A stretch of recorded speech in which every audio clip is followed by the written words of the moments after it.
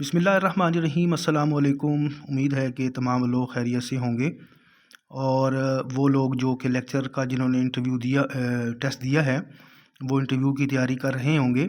और इसके अलावा कुछ लोग ये पूछ रहे थे कि उर्दू के हवाले से चैनल पर जो है वो वीडियोज़ अपलोड होना बंद हो गई हैं। बंद बिल्कुल नहीं हुई। तो मेरी कोशिश है कि जितनी जल्दी हो सके और थोड़ा मुख्तलिफ़ किस्म का मवाद जो है वो आपके साथ जो है वो शेयर किया जाए। इसके अलावा पेडागॉजी के हवाले से भी वीडियोज़ जो हैं वो मैं अपलोड कर रहा हूँ। तो वीडियो को जो है अगर आपको पसंद है तो लाइक और शेयर ज़रूर कीजिएगा और चैनल के साथ जुड़े रहें। इंशाल्लाह आपको इसमें फ़ायदा होगा। आज की वीडियो का जो उन्वान है हमारे पास वो है कि उर्दू की अदबी तारीख़ पर मबनी किताबें।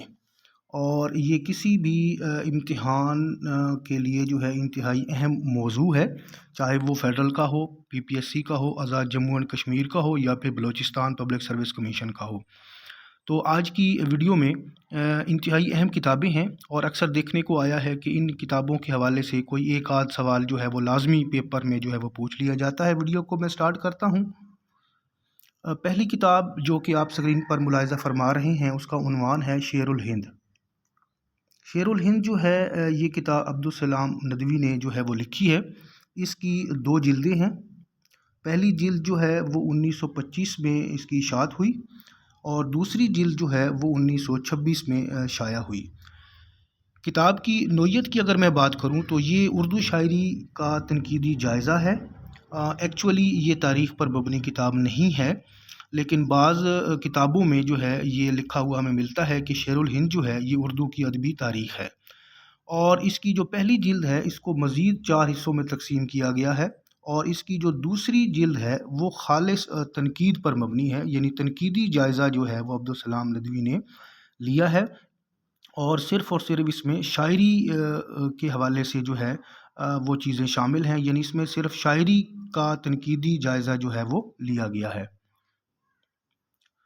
दूसरी किताब जो कि आप स्क्रीन पर देख रहे हैं उसका उन्वान है सैरुल मुसन्निफ़ीन और इसके जो लिखने वाले हैं वो हैं मोहम्मद याहिया तन्हा।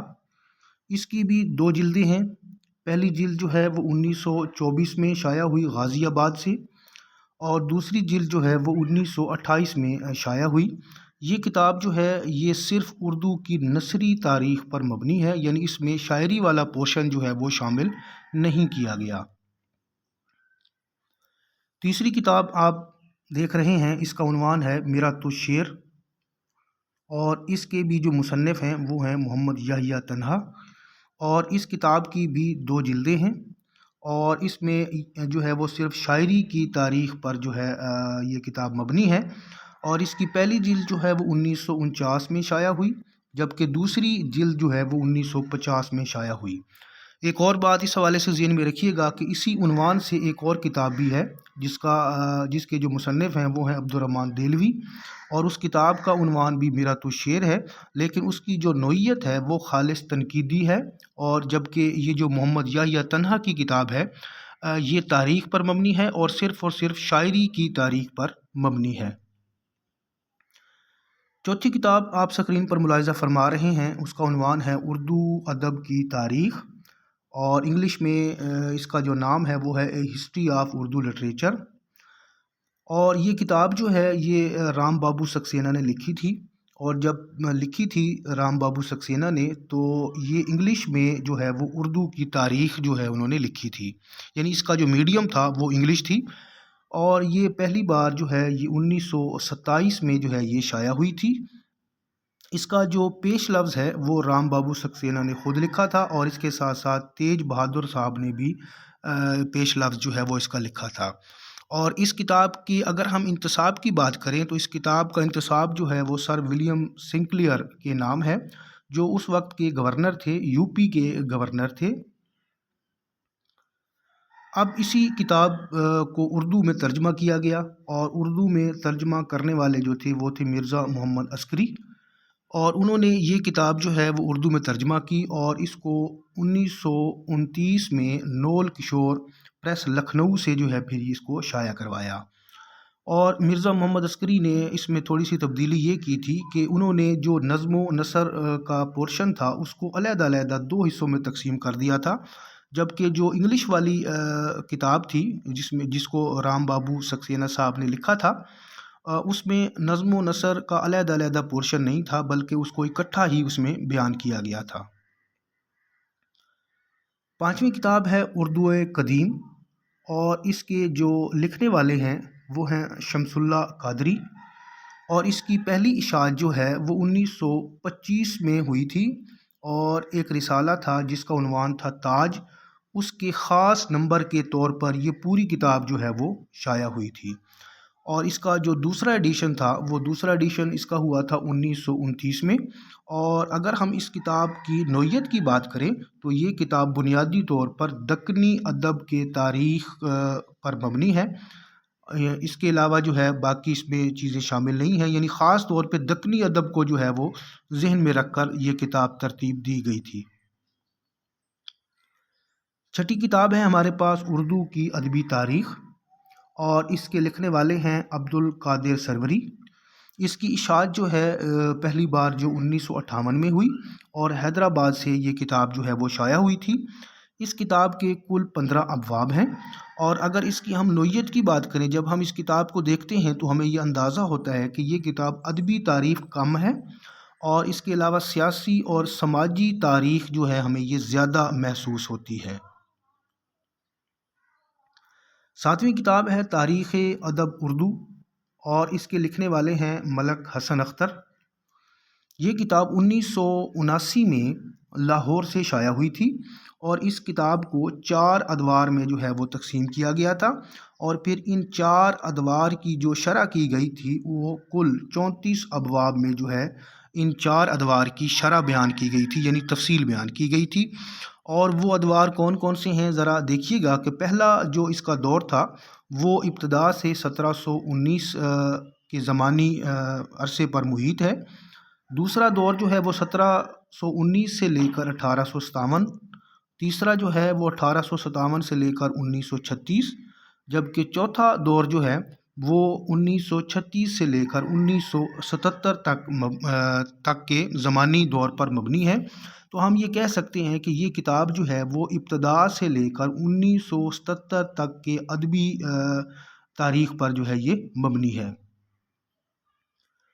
آٹھویں کتاب ہے، بڑی اہم کتاب ہے، اور اس کا عنوان ہے تاریخ ادبیات مسلمانان پاکستان و ہند۔ اب یہ جو منصوبہ تھا اس کتاب کو لکھنے کا، اس کتاب کو ترتیب دینے کا، یہ پنجاب یونیورسٹی کا منصوبہ تھا، اور یہ فیصلہ کیا گیا تھا کہ اس کو 16 جلدوں میں جو ہے وہ لکھا جائے گا۔ اور اگر ہم اردو ادب کی تاریخ کی بات کریں، یعنی جو کہ صرف اور صرف اردو ادب کی تاریخ تھی، تو وہ اس کی 6ٹی جلد سے لے کر 10ویں جلد تک جو ہے پر مبنی ہے۔ یعنی اس کتاب کی جو 6ٹی جلد ہے یہاں سے اردو ادب کی تاریخ شروع ہوتی ہے، اور 10ویں جلد تک جو ہے یہ اردو ادب کی تاریخ جو ہے وہ جاتی ہے، جبکہ جو اس کی 15ویں جلد ہے وہ ان تمام جلدوں کا اشاریہ ہے۔ اگر ہم اس کے مدیر اعلیٰ کی بات کریں تو اس کتاب کو لکھنے کے لیے اس کے جو مدیر اعلیٰ تھے وہ گروپ کیپٹن سید فیاض محمود کو مقرر کیا گیا، جو کہ پہلے انڈین ایئر فورس میں تھے، اور بعد میں اسلامیہ کالج لاہور میں انگریزی کے استاد جو ہے وہ مقرر ہوئے تھے۔ اچھا، اب ہم اس کتاب کے اردو ادب کی جو تاریخ پر مبنی جلدوں کی تفصیل کی اگر ہم بات کریں، یعنی ہم صرف یہاں بات کریں گے جو کہ وہ جلدیں جس میں صرف اور صرف اردو ادب کی تاریخ جو بیان ہوئی ہے۔ میں نے آپ کو بتایا تھا کہ وہ 6ٹی جلد سے شروع ہوتی ہے۔ اب 6ٹی جلد جو ہے وہ شروع کہاں سے ہوتی ہے؟ وہ ہوتی ہے 712 سے لے کر 707 تک۔ پھر جو 7ویں جلد ہے وہ 1707 سے لے کر 1803 تک کے عرصے پر محیط ہے۔ 8ویں جلد جو ہے وہ 1803 سے لے کر 1857۔ اس کے علاوہ جو 9ویں جلد ہے وہ 1857 سے شروع ہو کر 1914 پہ ختم ہوتی ہے، اور 10ویں جلد جو ہے وہ 1914 سے لے کر 1972 تک کے زمانی عرصے پر محیط ہے۔ 9ویں کتاب جو ہمارے پاس آ رہی ہے وہ ہے اردو ادب کی مختصر تاریخ، اور اس کے لکھنے والے ہیں ڈاکٹر انور سدید۔ اس کی پہلی اشاعت جو ہے وہ 1991 میں ہوئی، اس کے کل جو ہیں وہ 13 باب ہیں، اور یہ جو تاریخ لکھی گئی یہ خاص طور پہ ایم اے اردو کی نصابی ضروریات کو مد نظر رکھتے ہوئے جو ہے وہ لکھی گئی ہے۔ یعنی یہ مکمل ادبی تاریخ نہیں ہے، بلکہ یہ یوں کہہ سکتے ہیں کہ یہ قسم کا جو ہے وہ خلاصہ جو ہے وہ بیان کیا گیا ہے، اور خاص طور پہ ایم اے اردو کی جو نصابی ضروریات تھیں اس کو مد نظر رکھ کر یہ لکھی گئی تھی۔ 10ویں نمبر پر ہمارے پاس ایک اور ادبی تاریخ ہے، بڑی اہم ہے، اور اس کا عنوان ہے اردو ادب کی تاریخ ابتدا سے 1857 تک۔ اس کے جو لکھنے والے ہیں وہ ہیں ڈاکٹر تبسم کاشمیری، اور یہ کتاب پہلی بار 2003 میں سنگ میل پبلشر سے جو ہے وہ شائع ہوئی تھی۔